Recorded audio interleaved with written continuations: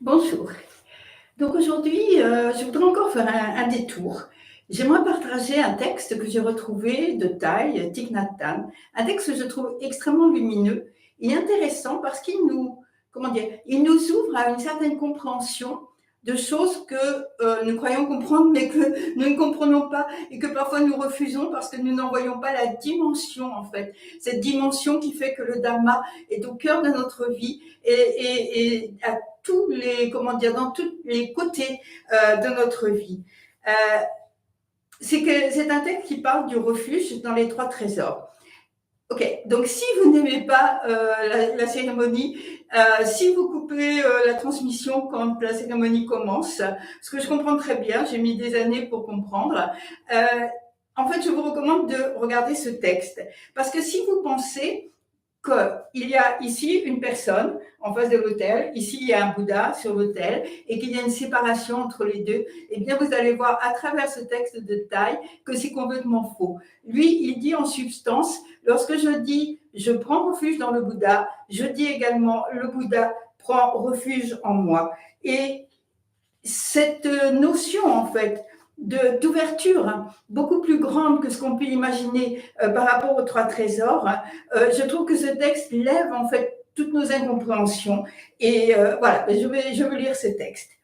Lorsque nous disons je prends refuge dans le Bouddha, il faut aussi comprendre que le Bouddha prend refuge en moi, parce que sans cette seconde partie, la première n'est pas complète.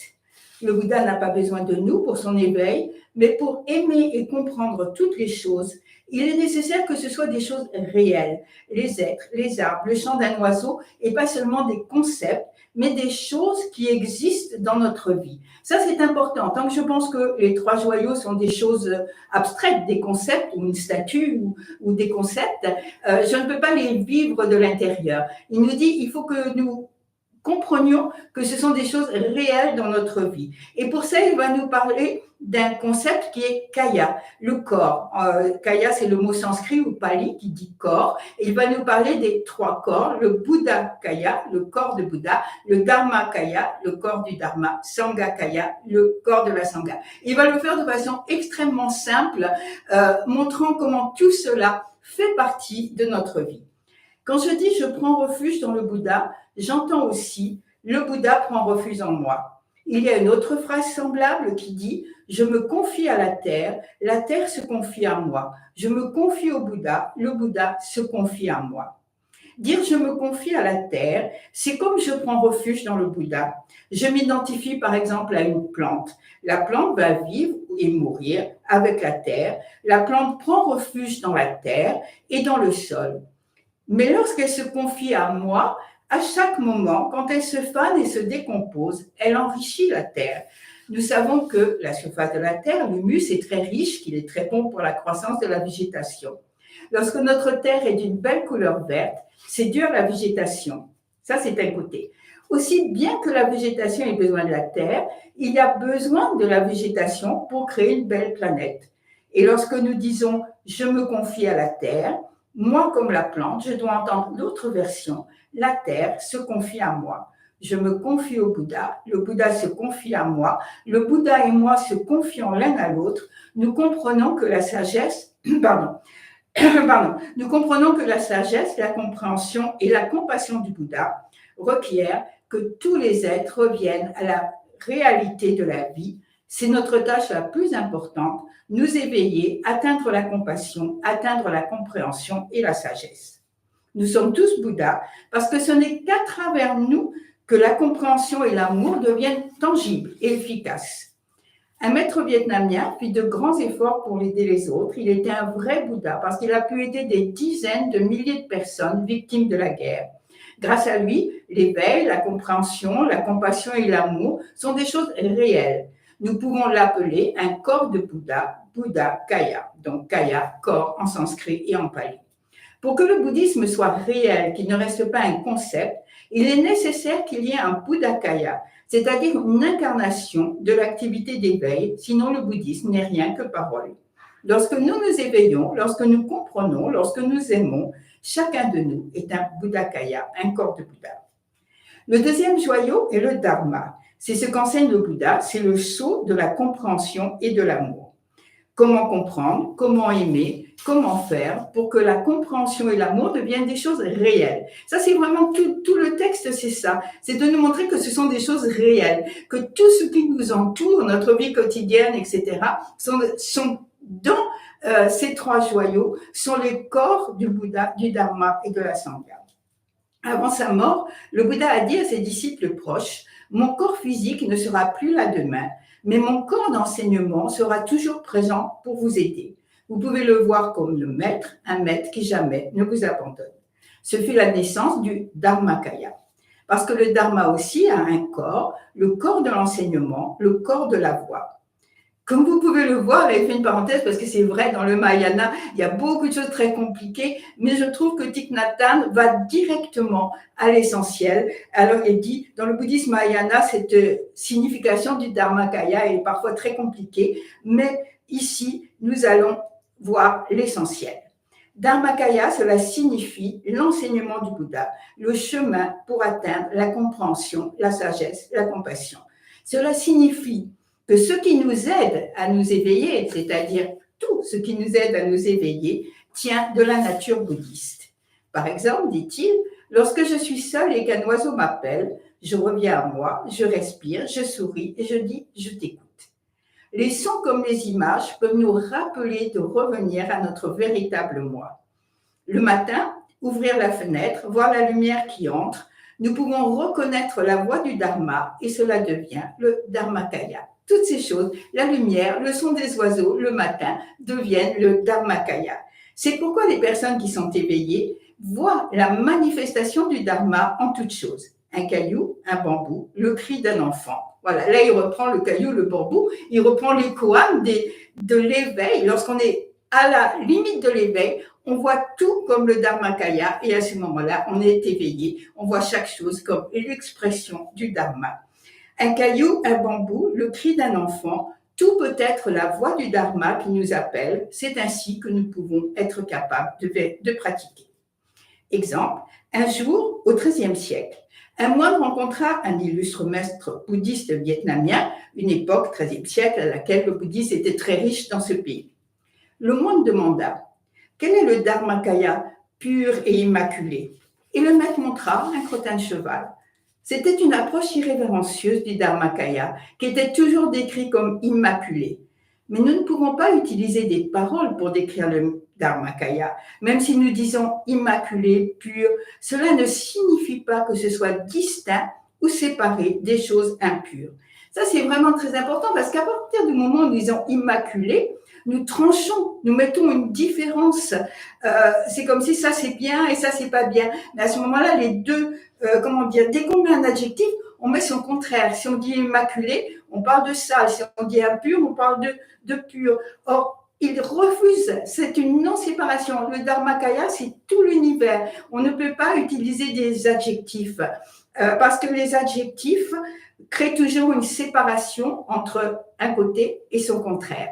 Mais il n'y a aucune séparation. Cette non-séparation totale du Bouddha Dharma, du Dharmakaya, c'est ce qu'il appelle la réalité avec un grand R. La réalité ultime est libre de tout adjectif, que ce soit pur ou impur.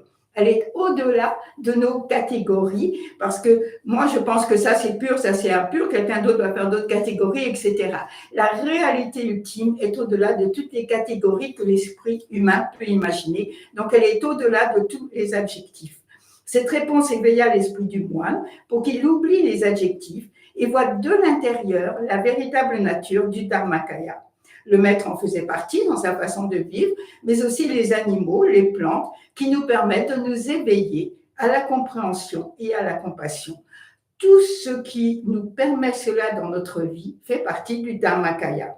Le Dharmakaya ne peut pas s'exprimer en paroles, mais il se manifeste à travers tout. Parfois sans rien faire, nous sommes aidés et cela s'appelle la non-action. Comme une personne dans une petite barque au milieu d'une tempête qui ne peut pas faire grand-chose, mais qui se limite à être juste elle-même. Et dans cette situation, ceci est un aspect du Dharmakaya. Ne pas parler, ne pas enseigner, juste être. Ceci s'applique, dit-il, à tout ce qui existe. Observez les arbres du jardin. Un chêne est un chêne, c'est tout ce qu'il doit être. Et c'est ainsi qu'il enseigne le dharma sans rien faire, sans parole, sans même s'asseoir pour méditer. Le chêne est présent complètement en étant juste un chêne. Chaque fois que nous le verrons, nous prendrons confiance. Nous savons que comme tous les arbres, il nous offre de l'air pur pour respirer. Et nous pouvons nous rappeler, dit-il, que dans nos vies antérieures, à travers toute la progression jusqu'à devenir être humain, à travers être roc, gaz, que dit-il encore, minéraux, etc., et puis unicellulaires, et puis plantes, et puis arbres. Donc maintenant, nous sommes des êtres humains. Et il est bon de se rappeler ces existences intérieures. C'est assez facile parce que chaque fois que nous nous asseyons, que nous respirons, que nous regardons autour de nous, nous voyons toutes ces existences passées. Nous pouvons apprendre le dharma des enseignements d'un chêne. Par conséquent, il fait partie de notre dharmakaya. Donc, nous apprenons avec tout ce qui nous entoure et tout ce qui est à l'intérieur de nous-mêmes. Alors, même quand nous ne sommes pas dans un lieu de méditation, par exemple, nous pouvons pratiquer car le dharma est présent partout autour de nous. Tout expose le dharma. Caillou, chaque fleur, chaque caillou, chaque feuille enseigne le dharma. Donc voilà, le Bouddha, le corps du Bouddha, et ensuite l'ensemble de tout ce qui est à l'extérieur de nous, de tout ce qui nous enseigne et de tout ce qui est à l'intérieur, qui répond en quelque sorte, tout cela nous enseigne le Dharma, tout cela est le Dharmakaya. Troisième et dernier joyau, la Sangha. La Sangha est la communauté qui vit dans l'harmonie, et la Sangha a aussi besoin du corps, d'un corps, le Sangakaya. Lorsque nous sommes dans notre famille, dans notre temple, dans notre communauté, que nous pratiquons le sourire, la respiration, nous pouvons reconnaître le corps de Bouddha dans nos proches et ainsi la famille, la communauté, le temple devient une Sangha. Et à ce moment-là, c'est tout ce qui nous entoure, tous ceux qui nous entourent, toutes les personnes, et en allant au-delà des personnes, deviennent les Sangakaya. Il dit ainsi le futur Bouddha, quand il commença à reprendre de la nourriture et que les autres moines avec qui il pratiquait partirent, il fut entouré par le gardien de buffle, par la jeune femme qui lui apportait à manger, par le fleuve, par les arbres et les oiseaux. Tout ce qui l'entourait était son Sangakaya. Ainsi, où que l'on soit, on peut rencontrer ce qui va devenir notre Sangakaya. Donc, quand nous regardons bien, nous voyons que les trois joyaux sont en fait un seul. En chacun d'eux, les deux autres vont apparaître. Dans le Bouddha, nous rencontrons la bouddhéité, la nature de Bouddha, mais aussi le corps du Bouddha, le Sangakaya, et nous pratiquons cette nature de Bouddha, nous pratiquons ce Buddhakaya avec d'autres êtres, c'est-à-dire avec la Sangakaya. Donc, nous nous éveillons avec l'arbre de la Bodhi, avec tous les arbres, avec tous les oiseaux et avec l'air qui nous entoure. Donc, dans un lieu de méditation, et même sur YouTube, il y a le corps de la Sangha, le Sangakaya, puisque nous pratiquons ensemble. C'est pour cela, je résume un petit peu, c'est pour cela que lorsque nous disons « je prends refuge dans le Bouddha », j'entends aussi « le Bouddha prend refuge en moi ». Je prends refuge dans le Dharma, j'entends aussi « le Dharma prend refuge en moi ». Je prends refuge dans la Sangha prend refuge en moi. Voici ce texte de Thaï, je le trouve extrêmement lumineux, je trouve qu'il n'y a rien à ajouter, sinon qu'il nous aide à mieux comprendre non seulement ce que nous chantons, mais surtout avoir les trois trésors partout autour de nous, avoir tout ce que nous recevons à chaque instant et que nous donnons dans cet échange comme ça infini entre nous, cette personne et les trois trésors. Nous faisons partie des trois trésors. Le monde entier qui nous entoure fait partie des trois trésors et nous pouvons ainsi vivre sans séparation, dans l'harmonie. Et je voulais dire ma gratitude à Thaï pour ce texte lumineux. Merci.